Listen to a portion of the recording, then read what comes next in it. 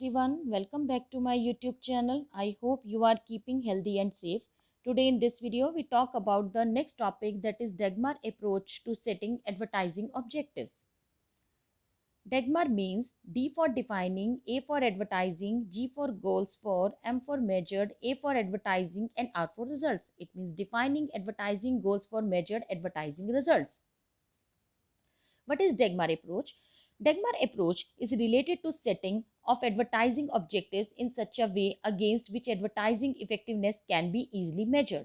It means for effective advertising, setting the objectives of advertising is very important. अगर हम ये चाहते हैं कि advertising effective हो, then उसके लिए advertising के objectives को set करना बहुत ज़रूरी होता है. Properly अगर objectives को well define किया जाता है, तो objectives एक तरह से standards provide करते हैं जिसके बेसिस पर एडवर्टाइजिंग की एक्चुअल परफॉर्मेंस को मेजर किया जा सकता है. एडवर्टाइजिंग ऑब्जेक्टिव्स एक तरह की गाइडलाइंस प्रोवाइड करते हैं जिसके बेसिस पर एडवर्टाइजिंग बजट को अप्रोप्रिएटली यूज किया जा सकता है और एडवर्टाइजिंग की इफेक्टिवनेस को भी मेजर किया जा सकता है.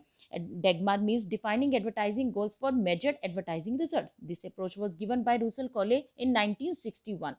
1961 में रूसल कोले ने एक रिपोर्ट प्रेजेंट की थी association of national advertisers in 1961, जिसमें डेगमार मॉडल को एक्सप्लेन किया गया. ये Dagmar model totally communication objective of advertising पर बेस्ड है, जिसमें कस्टमर को प्रोडक्ट के बारे में अवेयरनेस से स्टार्ट करके प्रोडक्ट को फाइनली कस्टमर परचेज कर ले तब तक के सारे स्टेप्स को एक्सप्लेन किया जाता है. इट मीन्स कस्टमर को कैसे अवेयर किया जाएगा, प्रोडक्ट के बारे में उन्हें इन्फ्लुएंस कैसे किया जाएगा, किस ढंग से उन्हें परस्यूड किया जाएगा देन ताकि वो पर्सन रेडी हो जाए उस प्रोडक्ट को बाय करने के लिए. इस अप्रोच को हम नाम देते हैं डेगमार approach. The two core things on which the Dagmar model stood were: first is creation of a communication task to achieve goals, defining the objectives of the communication task in a manner that the results can be measured. Then first point is the communication task involved in the Dagmar approach. Creating a communication task which involves communication between the company and the consumer was solely the responsibility of the advertising department. जब भी customers को product के regarding influence किया जाता है या product के बारे में इंफॉर्मेशन कम्युनिकेट की जाती है, इंफॉर्मेशन कन्वे करने के लिए कम्युनिकेशन टास्क करना जरूरी होता है. इट मीन्स कंपनी और कंज्यूमर के बीच में प्रॉपर कम्युनिकेशन कैसे किया जाएगा, किस तरह की इंफॉर्मेशन कम्युनिकेट की जाएगी और किस ढंग से इंफॉर्मेशन को कम्युनिकेट किया जाएगा, इसकी टोटली रिस्पॉन्सिबिलिटी एडवर्टाइजिंग डिपार्टमेंट की होती है. Dagmar model. Then first point is awareness, comprehension, conviction and action. Dagmar model के अकॉर्डिंगली फर्स्ट पॉइंट है आपके पास awareness. To create a customer awareness of a brand और कंपनी. इट मीन्स कस्टमर को product और ब्रांड के बारे में अवेयर करना. Second is comprehension. The customer understand the product. Conviction. The customer is convinced by the product. And action.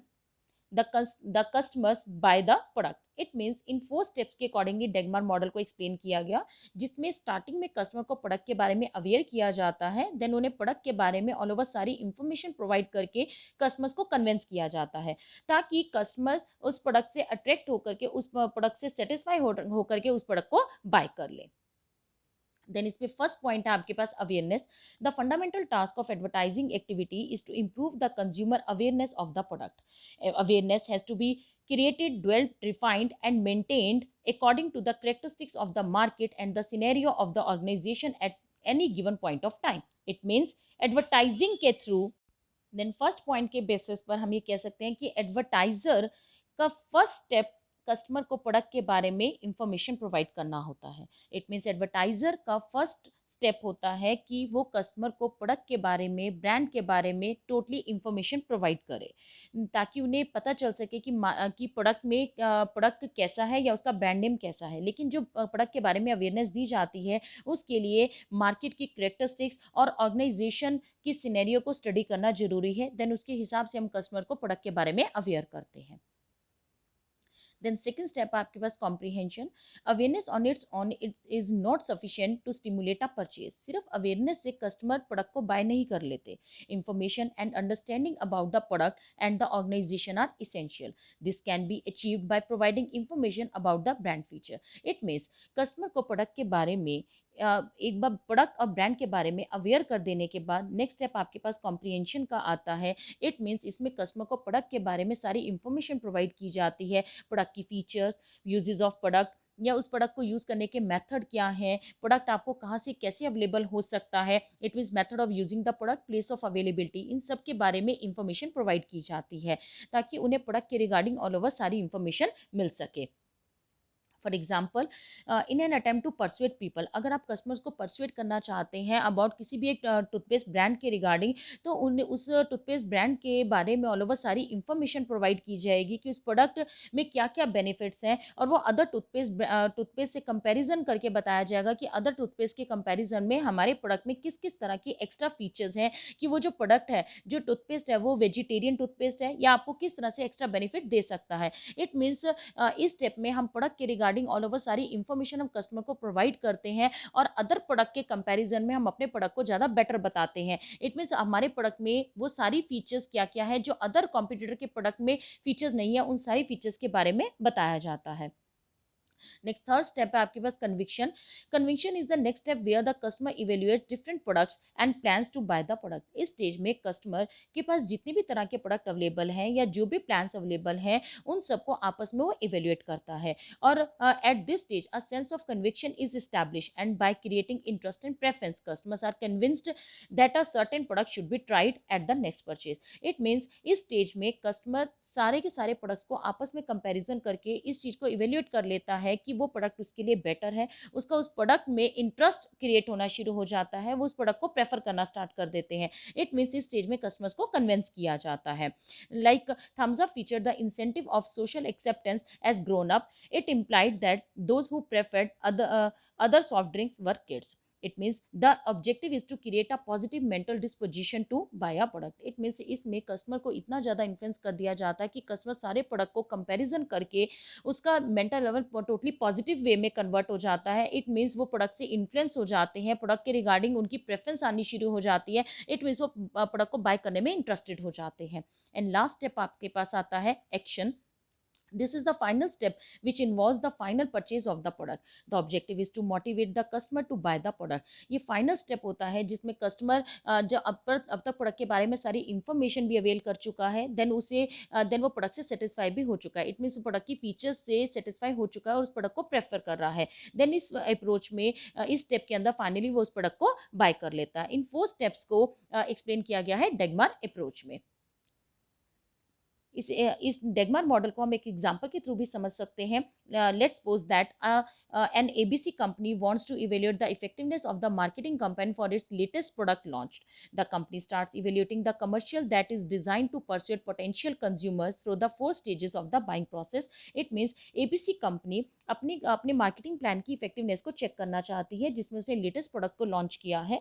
Then first step में awareness stage है जिसमें company ABC spreads awareness among the consumers about it's new product launched in the market. It means ABC company सबसे पहले customer को product के बारे में all over सारी इंफॉर्मेशन प्रोवाइड करेगी। मार्केट में न्यू प्रोडक्ट को लॉन्च करने से पहले टोटली सारी इंफॉर्मेशन कस्टमर्स को कन्वे कर दी जाएगी। इट मीन्स कस्टमर को अवेयर किया जाएगा।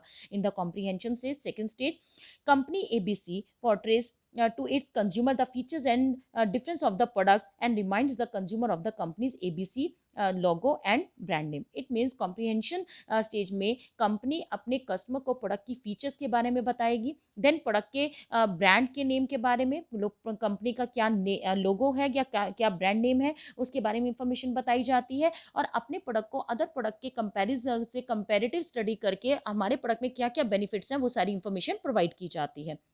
In the conviction stage, it means third stage, company ABC attach the consumer emotionally to the product. So that the consumers establish an emotional preference for the company ABC brand. The customer को जब सारी information मिल जाती है, then इस stage में ABC company, it means जो company है वो कस्टमर को इमोशनली उस प्रोडक्ट के साथ अटैच कर देती है कि कस्टमर इमोशनली उस प्रोडक्ट को प्रेफर करना स्टार्ट कर देते हैं। And last is in the action stage, company जो एबीसी कंपनी है वो फाइनली उस प्रोडक्ट को सेल करने में आपका जो टारगेट है वो पूरा हो जाता है। इट मीन्स कंपनी ईजिली उस प्रोडक्ट को सेल कर लेती है, कस्टमर उस प्रोडक्ट को बाय करने के लिए रेडी हो जाते हैं। इट मीन्स फाइनली उस प्रोडक्ट को परचेज कर लेते हैं। This is also known as ACCA advertising formula.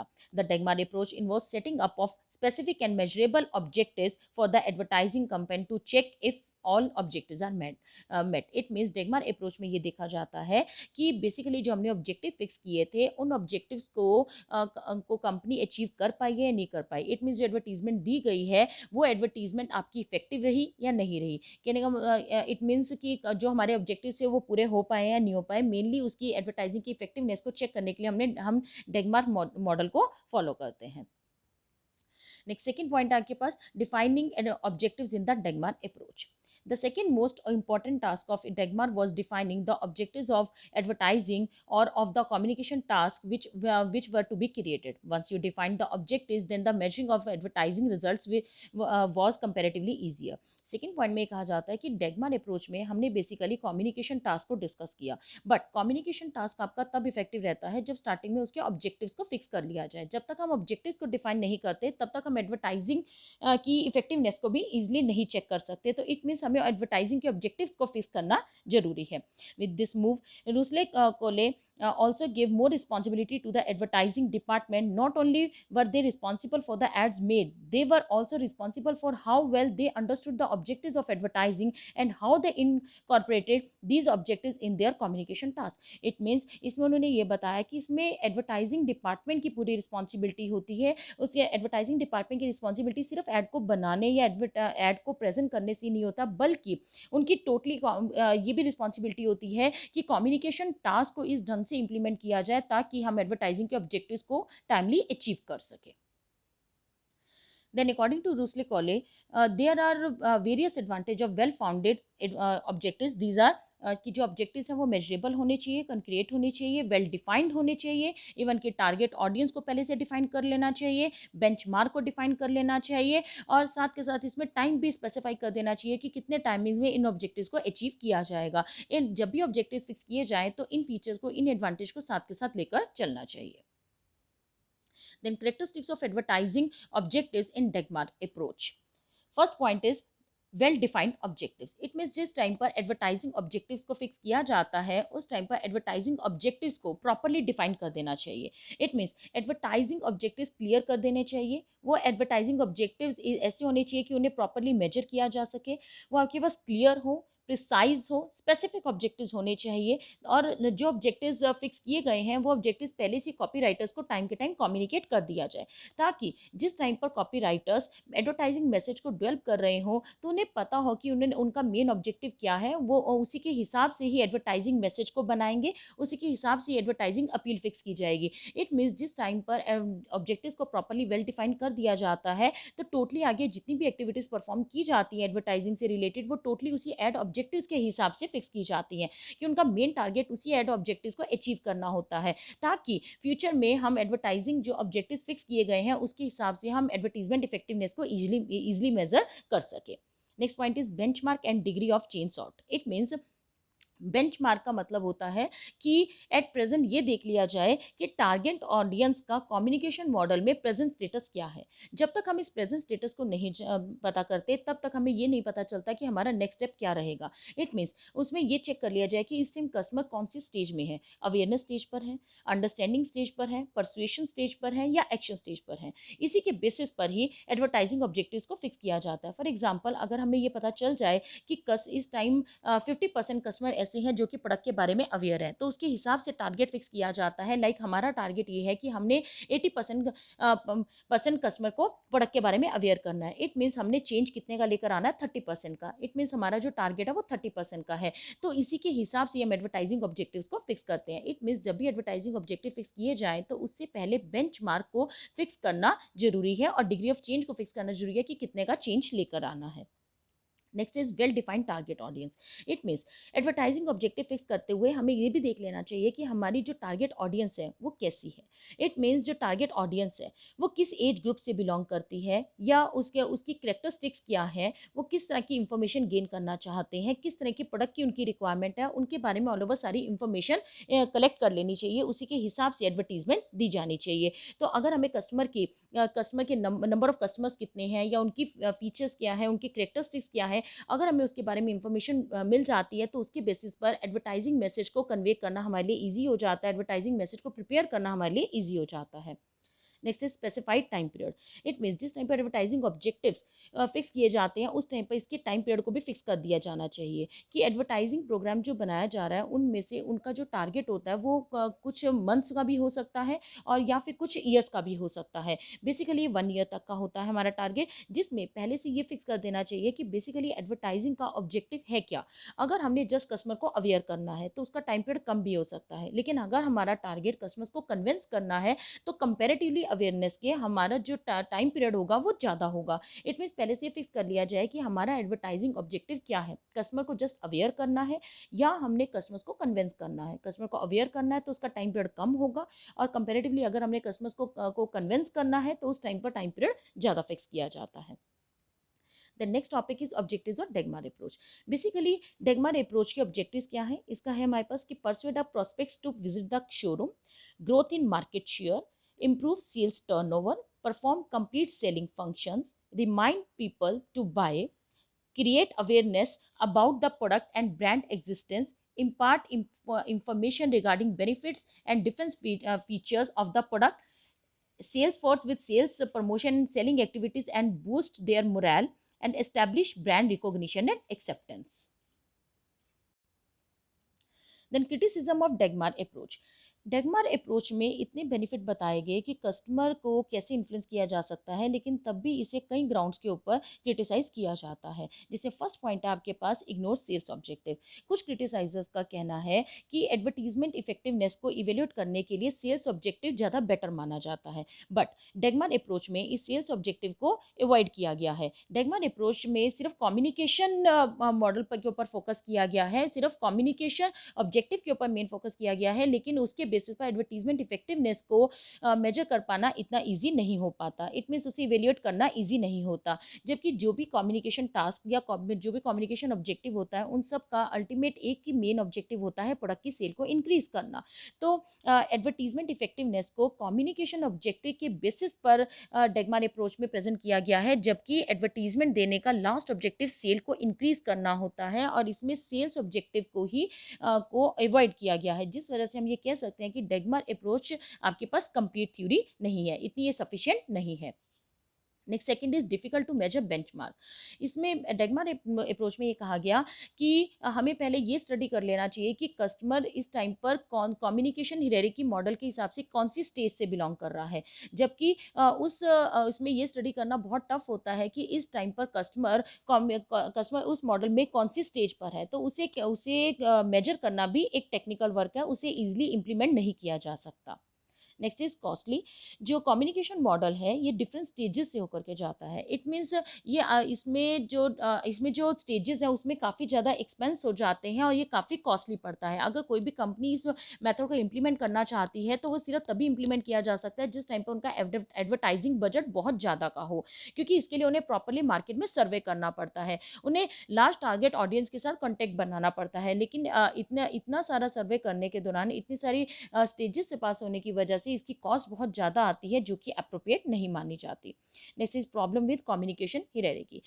इसमें ये भी प्रॉब्लम फेस की जाती है, कई क्रिटिसाइजर इस बात पर भी इसको चैलेंज करते हैं कि इसकी जो सीक्वेंस है वो आपके पास जो प्रॉब्लम आती है वो ये है कि कम्युनिकेशन की जो हियरार्की है वो उसकी जो सीक्वेंस है वो हर बार सेम नहीं होती, हर बार according to situation, according to customer की नेचर के हिसाब से इसकी जो स्टेजेस है वो भी चेंज होती रहती हैं। तो लेकिन जो डेगमार अप्रोच है वो एक रिजिड अप्रोच बता देती है, जो कि हर जगह पर सेम वैसे एप्लीकेबल नहीं की जा सकती। नेक्स्ट पॉइंट है effect of other factors.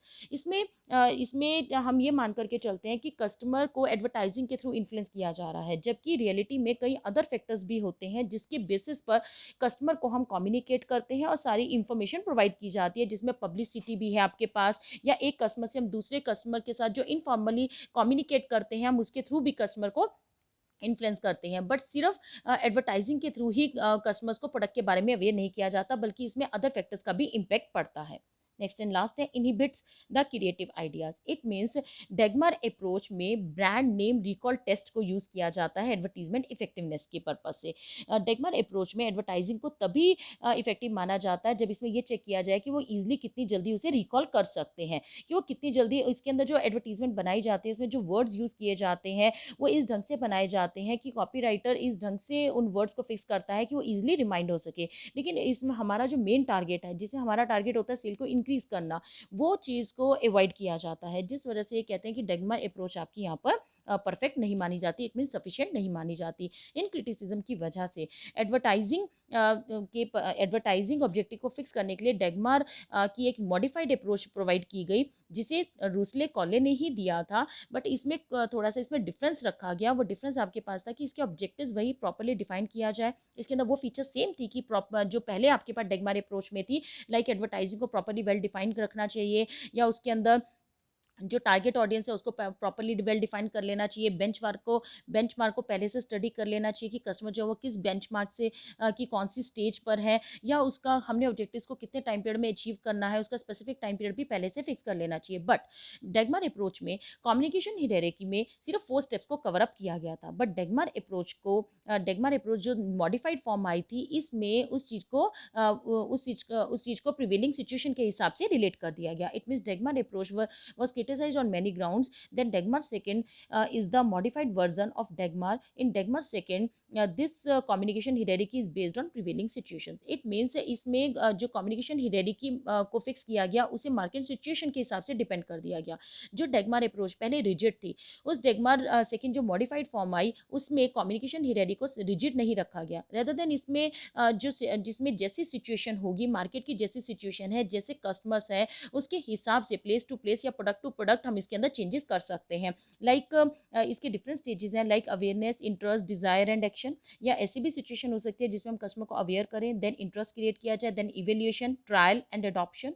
Then third stage है आपके पास awareness, knowledge, liking, preference, conviction and purchase. And last आपके पास awareness, comprehension, conviction and action. It means जैसे प्रोडक्ट टू प्रोडक्ट सिचुएशन है, या मार्केट की जैसी सिचुएशन है, या प्लेस टू प्लेस या टाइम टू टाइम, इस कम्युनिकेशन को रिजिड नहीं रखा गया। हम according to situation, according to requirement इसकी स्टेजेस को चेंज कर सकते हैं। देन एट लास्ट हम ये कह सकते हैं कि the Dagmar approach to setting objectives is a refinement and extension developed over a decade ago. It gave emphasis on communication tasks related to a defined audience in a given time period, so that each and every advertisement can only be successful if they relate to involving awareness, comprehension, attitude, and action. Thank you.